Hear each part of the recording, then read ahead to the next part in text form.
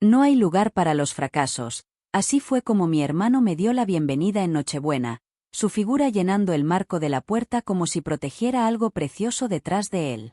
El árbol brillaba suavemente al fondo, las luces reflejándose en los adornos como testigos silenciosos. Mi madre sostenía con fuerza su copa de vino, los nudillos pálidos, mientras mi padre miraba al suelo, negándose a cruzar mi mirada. Yo estaba allí, sujetando una bolsa llena de regalos cuidadosamente elegidos para sus hijos, el peso de semanas de dedicación volviéndose de repente insignificante bajo la sonrisa engreída de mi hermano, la expresión de alguien que por fin creía haber ganado. No grité. No lloré.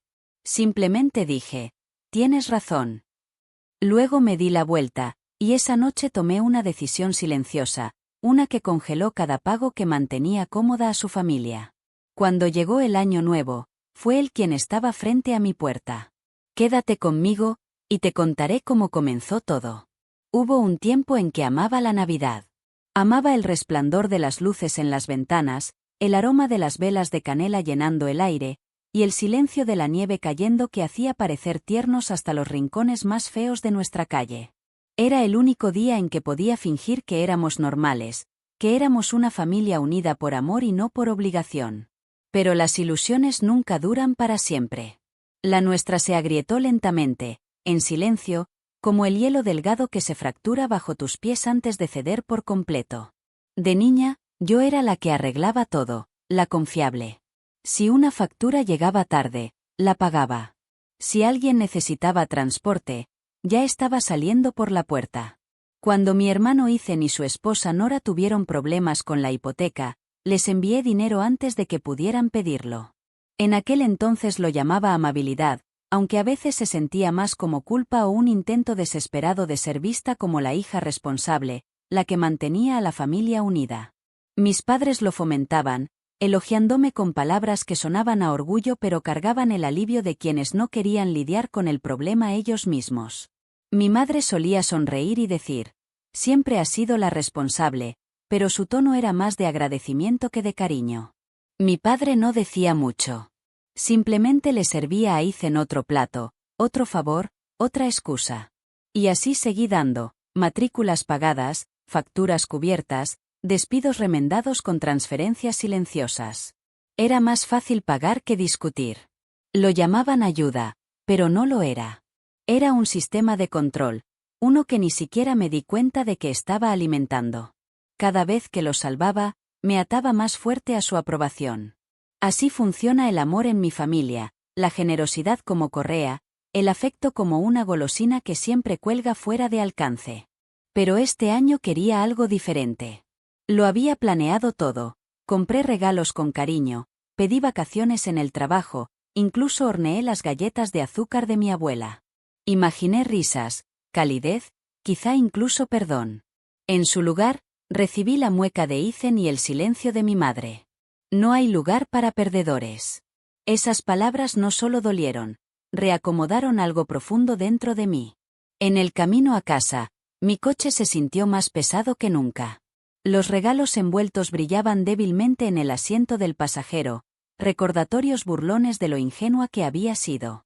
Cuando llegué al estacionamiento de mi apartamento, no estaba llorando. Estaba tranquila, una calma extraña, aterradora.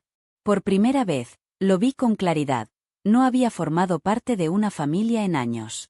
Había sido parte de una máquina que funcionaba con mi silencio y mi sacrificio. Esa noche, el silencio que había guardado tanto tiempo empezó a sonar como algo completamente nuevo.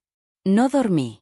Las palabras se repetían una y otra vez, no hay lugar para perdedores, cada repetición más cortante, más definitiva. Ethan se había burlado de mí antes, pero nunca así, no frente a todos. Lo que más dolió no fue su tono, sino la quietud a su alrededor, mi madre sin decir nada, los ojos de mi padre fijos en el suelo. Su silencio decía lo que no se atrevían a pronunciar. Estaban de acuerdo con él. La mañana llegó gris y amarga. Preparé café y me senté en la mesa de la cocina, mirando la lista que había escrito semanas atrás: presupuesto navideño, regalos, recibos de envío, pagos escolares. Mi letra me parecía ajena, El garabato frenético de alguien intentando comprar afecto, una transacción a la vez. Seguí cada línea con el dedo, dándome cuenta de que mi vida se había construido alrededor de la comodidad de Ethan. Cada pago de emergencia que había hecho era otra retirada de mi propia estabilidad. Entonces algo cambió. No fue rabia, algo más silencioso, más profundo. Cansancio. El tipo de cansancio que llega cuando por fin entiendes las reglas de un juego al que nunca accediste a jugar. Abrí mi portátil, desplazándome por mis cuentas. Transferencia tras transferencia, cada una etiquetada como una confesión: matrícula, guardería, comestibles, servicios. Me quedé mirando los números, la prueba silenciosa de cómo me habían utilizado. Luego, sin decir una palabra, empecé a terminarlas. Cancelar. Cancelar. Cancelar. Una por una, eliminé cada pago automático. Me tomó 5 minutos deshacer 5 años. Esperé la culpa. Nunca llegó. En su lugar, me sentí más ligera. El apartamento parecía más silencioso, el aire más suave de algún modo. Serví una segunda taza de café, más fuerte esta vez, y me quedé junto a la ventana observando los copos de nieve bailar bajo las farolas. Por una vez, no pensaba en quién necesitaba o que debía arreglar. Pensaba en los límites, en lo hermosos que suenan cuando por fin trazas uno. Al mediodía, guardé todos los regalos de Navidad en cajas y las sellé. No podía tirarlos, aún no, pero tampoco podía mirarlos. Cada cinta y etiqueta parecía una prueba de un crimen personal y silencioso. Esa tarde llegó el mensaje de Ethan. Podrías al menos haber dejado los regalos. Los niños están esperando. Miré el mensaje durante mucho tiempo antes de responder con una sola palabra. No. Contestó casi al instante. ¿Cuál es tu problema? Mis dedos flotaron sobre la pantalla, luego quedaron inmóviles. No respondí. Que se lo pregunte. Que sienta el silencio por una vez. Su silencio duró apenas 2 días. En la tercera mañana, mi teléfono se iluminó en una tormenta: llamadas, mensajes, correos de voz. Al principio sonaban educados. Oye, ¿qué pasa? Luego desesperados. El alquiler vence. Los niños necesitan zapatos. Finalmente, furiosos. Eres egoísta. Has cambiado. No respondí a ninguno. Solo observé cómo las notificaciones se acumulaban, una tras otra, prueba de que mi valor para ellos siempre se había medido en dinero. Cuando salí a trabajar esa mañana, la ciudad estaba cubierta por una nueva capa de nieve. Hacía frío, pero era hermoso, un recordatorio de que incluso las cosas más duras pueden parecer puras cuando permanecen intactas. Esa noche, serví una copa de vino, me senté en el sofá y abrí el portátil otra vez.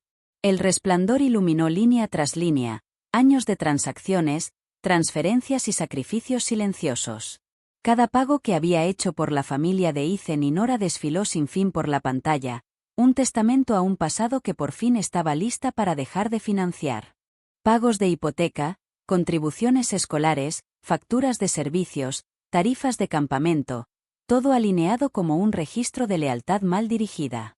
Mientras observaba la lista, la mezcla familiar de lástima y resentimiento volvió a surgir dentro de mí, pero esta vez no la reprimí.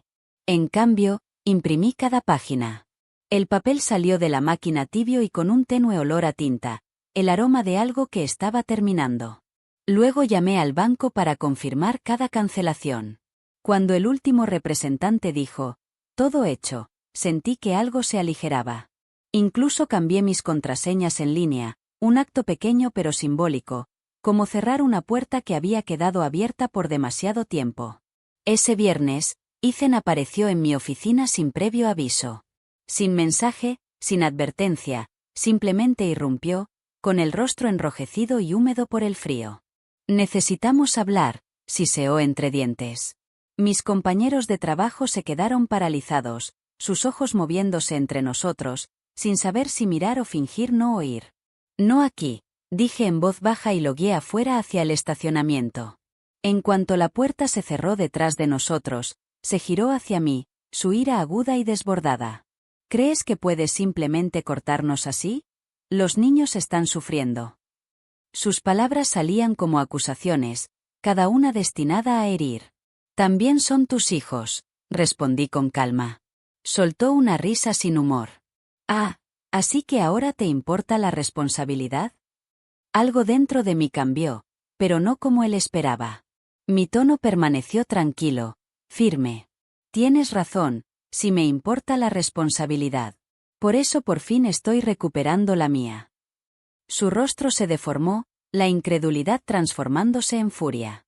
No puedes hacer esto, soltó. Lo miré a los ojos. Ya lo hice. Y antes de que pudiera hablar otra vez, me di la vuelta y me alejé. La nieve crujía bajo mis botas, cada paso más fuerte que su furia resonando detrás de mí. Pasaron 3 días antes de que volviera a comunicarse. Cuando sonó el teléfono, casi lo ignoré, pero la curiosidad, o quizás la necesidad de cerrar el ciclo, me hizo contestar. Marisa, dijo con la voz delgada y tensa. Necesitamos hablar. Pregunté con frialdad. ¿Sobre qué? Suspiró, la frustración filtrándose en cada sílaba. Has hecho las cosas imposibles para nosotros. Los niños, lo interrumpí. No los uses. Soltó un suspiro pesado, teatral. Nora se está desmoronando. Los niños están confundidos. Antes te importaba. Todavía me importa, respondí, con el mismo tono sereno de siempre. Por eso lo detuve. Durante un largo momento no se oyó nada. Pensé que había colgado. Luego su voz volvió, quebradiza y herida. No eres la persona que pensé que eras. Casi me reí. No, dije suavemente. Ya no soy tu cartera. Maldijo por lo bajo y colgó. Pensé que ahí terminaba todo. Me equivoqué. 2 noches después, alguien golpeó con fuerza mi puerta, rápido, frenético, de ese tipo de golpes que hacen temblar el marco antes de que tus pensamientos alcancen a reaccionar. Miré por la mirilla y vi el rostro de Ethan, enrojecido y desesperado. Dudé, pero abrí la puerta lo justo para bloquearla con mi cuerpo. ¿Qué haces aquí?, pregunté. Apoyó una mano contra el marco, los ojos desorbitados. Tienes que detener esto, espetó. ¿Crees que cortarme te hace algún tipo de heroína? Estás arruinando mi vida. Crucé los brazos. Has hecho un buen trabajo arruinándola tú solo.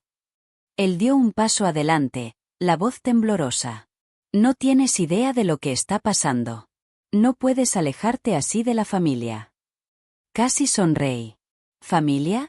¿Así lo llamamos ahora? Me llamaste perdedora, y ahora de repente vuelvo a ser familia porque hay facturas que pagar. Su mandíbula se tensó. Antes de que pudiera responder, otra voz rompió el frío, la de Nora. Ethan, basta. Él se quedó inmóvil, girándose hacia ella. Estaba a unos metros, con el abrigo medio cerrado, el cabello despeinado por el viento, el rostro pálido y cansado. Detrás de ella, el motor del coche zumbaba suavemente bajo la luz de la calle. Nora, vete a casa, gruñó. Ella no se movió. No, dijo en voz baja. Se acabó. Él parpadeó, desconcertado. ¿De qué estás hablando? Su mirada pasó de mí a él. Hoy me reuní con alguien. Un abogado. Todo el color desapareció de su rostro. ¿Qué? Sé lo que has estado haciendo, dijo. El juego, las mentiras, la cuenta oculta. Por primera vez, se quedó sin palabras. Yo permanecí en silencio, dejando que el momento se desenvolviera. Nora dio un paso adelante, la voz temblorosa pero firme. Todos esos pagos que Marisa envió, los que dijiste que eran para los niños. Vi los registros bancarios. Los gastaste en casinos. Él se volvió hacia mí, desesperado. ¿Tú se lo dijiste? Negué lentamente con la cabeza. No hacía falta. Nora sacó una carpeta de su bolso y la levantó. Lo hice yo. Y entregué copias al abogado. Ya no puedes ocultarlo. Él se lanzó hacia adelante, pero me interpuse entre ellos, la voz firme. No. Se detuvo, respirando con dificultad. ¿Crees que eres mejor que yo?, gritó. ¿Crees que esto te hace justa? Respiré despacio, el aire helado cortándome los pulmones. No, dije en voz baja. Me hace libre. Volvió a reír, pero la risa se quebró a la mitad. Te arrepentirás de esto, advirtió. Ya verás lo que pasa cuando me haya ido. La voz de Nora sonó suave pero firme. Ya lo hemos visto. Él miró entre nosotras, dándose cuenta por primera vez de que ninguna le tenía miedo. Luego se giró, metió las manos en los bolsillos del abrigo y se alejó calle abajo bajo la nieve. Nora se quedó temblando, su aliento visible en el aire frío. Le hice una seña para que entrara. Dudó en el umbral, como si no estuviera segura de poder hacerlo. Entra, dije con suavidad. No necesitas explicarte. Dentro, el aire era cálido y quieto. Le serví una taza de té, con aroma a canela y reconfortante. Ella la sostuvo largo rato, como si pudiera ver en ella los años que había perdido. Debí haber dicho algo esa noche, susurró. Cuando te llamaron perdedora. Yo solo. Estabas sobreviviendo, dije con ternura. Lo entiendo. Las lágrimas le llenaron los ojos. Él seguía diciendo que tú nos debías, que tenías suerte de tener una familia que te necesitaba. Esbocé una leve sonrisa ante la ironía. Ese es el problema con gente como Ethan. Lo llaman familia cuando toman, y traición cuando dejas de dar. Ella asintió lentamente. Se fue. Le dije que no volviera a casa. ¿Tienes dónde quedarte? Pregunté. Vaciló. Ya lo resolveré. Puedes quedarte aquí por ahora, dije. Sus ojos se agrandaron. ¿Harías eso? Después de todo. Ya no lo estoy ayudando a él, dije con dulzura. Pero te ayudaré a ti.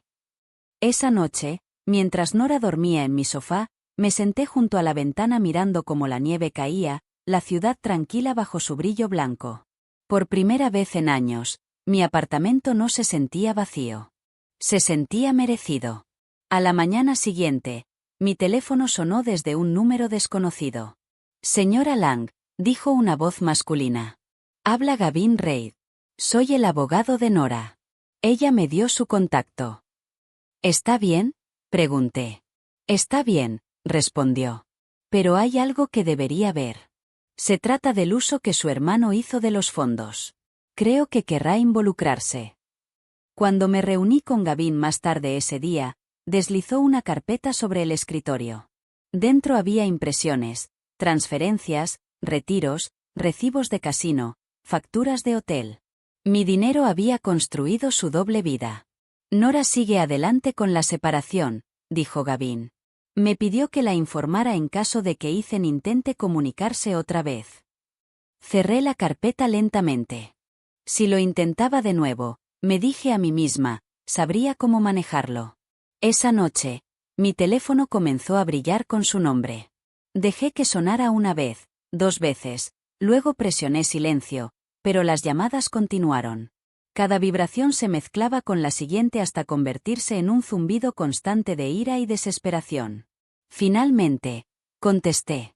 Arruinaste a mi familia, gritó Ethan, su voz afilada por la rabia.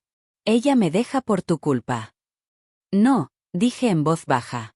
Ella te deja por tu culpa. Intentó discutir, pero lo interrumpí. Escucha con atención, dije. Me usaste. Mentiste. Me llamaste perdedora. Ahora lo has perdido todo, tu esposa, tus hijos, tu casa y la comodidad que yo solía darte. Lo único que te queda es una elección, detenerte o hundirte. Hubo silencio al otro lado, un silencio largo y hueco que cargaba con el peso de todo lo que se negaba a enfrentar. Luego, finalmente, un clic. La llamada terminó. Fuera de mi ventana, la nieve había cesado. El mundo parecía quieto y sin marcas otra vez, como si hubiera estado esperando esta calma. Al final de la semana, Nora y los niños se habían mudado. Nuevo estado, nuevo comienzo. Me envió una foto de sus hijos construyendo un muñeco de nieve, las mejillas rojas por el frío. Debajo, había escrito, gracias por todo. Me quedé mirando esa imagen durante mucho tiempo, sonriendo suavemente. Por primera vez, ayudar a alguien no se sintió como perder. Se sintió como una victoria silenciosa. Ethan nunca volvió a llamar, pero las noticias me llegaron de todos modos. Había perdido su trabajo, incumplido su hipoteca y finalmente terminó durmiendo en el sofá de un amigo, hasta que ese amigo le pidió que se fuera. Aún así, culpaba a todos menos a sí mismo. No lo celebré. No publiqué nada ni me jacté. Simplemente eliminé nuestras últimas cuentas compartidas, doblé el estado final y susurré, sin dirigirme a nadie en particular. Tal vez los perdedores solo sean personas que finalmente dejaron de pagar por los errores de los demás. Febrero llegó en silencio, suave y gris. Las luces navideñas habían desaparecido de las calles, dejando la ciudad desnuda pero honesta otra vez. Nora y los niños se estaban adaptando a su nueva vida en el norte. Ella enviaba pequeños mensajes, fotos de muñecos de nieve, torres de panqueques desordenadas, dibujos pegados en paredes desconocidas. Cada uno se sentía como una prueba de que por fin podía respirar. Ethan, mientras tanto, se había desvanecido en el tipo de silencio que solo sigue a la destrucción. Mi madre llamó una vez, con un tono cortante y a la defensiva.